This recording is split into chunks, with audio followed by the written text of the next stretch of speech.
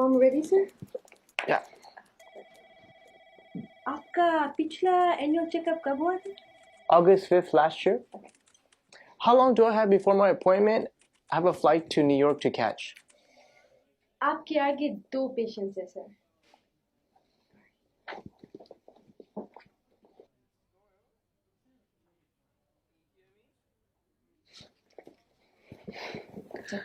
या नंबर आया है अभी, तुम जा सकती हो.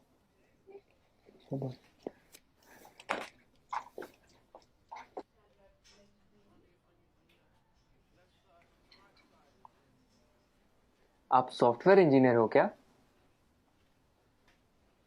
आप लोगों ने देश में कितनी तरक्की लाई है, सब कुछ कितना एडवांस हो गया है. Thanks. आप लोगों को देख के तो मैं एकदम हैरान हो जाता हूँ. आप कंप्यूटर में अंदर कुछ कोड करते हो और बाहर दुनिया बदल जाती है. इतना आसान नहीं है दोस्त. ये कुछ कोड का काम नहीं है.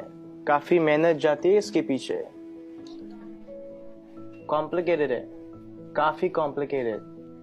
वाकई इसीलिए तो आपको इतनी तनख्वाह मिलती होगी ना. Why does everyone just sees the money in it? इसके पीछे की मेहनत कोई नहीं देखता. हम हिंदुस्तानियों की सोच ही छोटी है.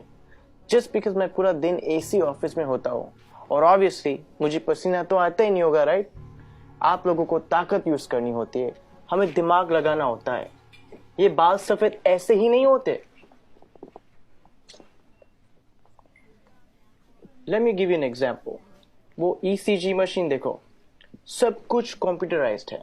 आपके बॉडी में क्या क्या चल रहा है सब कंप्यूटर से निकाल सकते हैं. प्लेन की, ट्रेन की, लाखों रिजर्वेशन ऑनलाइन होती है. बैंक के ट्रांजैक्शन सब एक सिंगल डेटाबेस में. Data integrity, locking, data security. कुछ आइडिया ये सब डिजाइन करना कितना कॉम्प्लिकेटेड है? और आप कह रहे कि कोडिंग करना आसान है. आप ये सब कोड करना जानते हो? पहले करता था, अब मैं प्रोजेक्ट मैनेजर हूँ. मेरी टीम सब करती है. ओह, तो अब काम आसान हो गया होगा.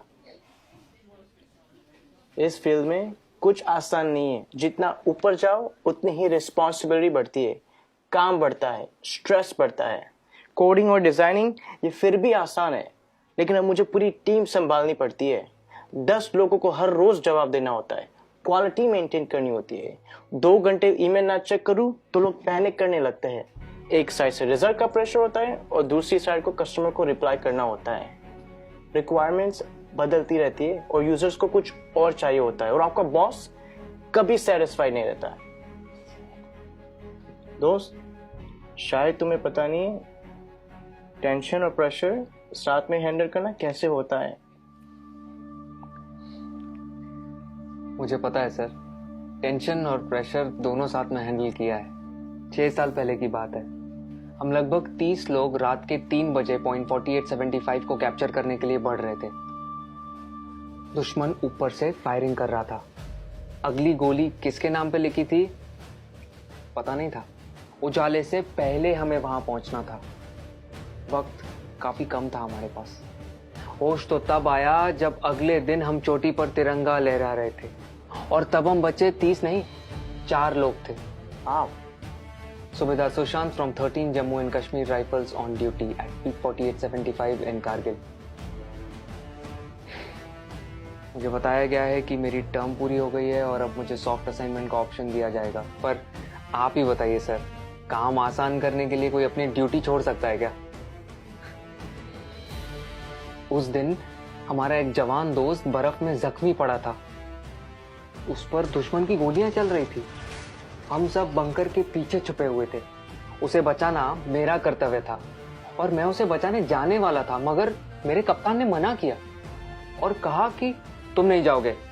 मैंने इस यूनिफॉर्म में सबसे पहली कसम ये ली थी कि देश की सुरक्षा के बाद मेरे आदमियों की सुरक्षा सर्वोपरि है. ये कह के वो खुद चले गए. उस जख्मी जवान को बचाते बचाते हमारे कप्तान शहीद हो गए. उस दिन से जब भी मैं बॉर्डर पर होता हूँ, उन गोलियों की आवाज और कप्तान का आखिरी चेहरा मेरे सामने आता है. वो गोलियां शायद मेरे लिए थी.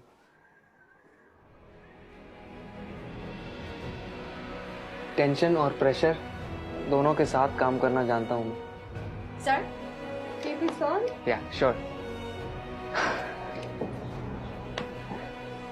It was nice meeting you. Thank you for your service. जय हिंद। जय हिंद।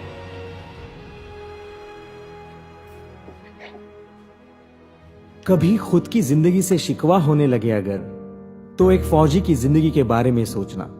खुद की हर मुश्किल आसान लगेगी। जो खुद की सांसें दांव पर लगाकर पूरे देश की सांसें चलाते हैं, हर वक्त जान हथेली पर होती है, फिर भी हमेशा मुस्कुराते रहते हैं।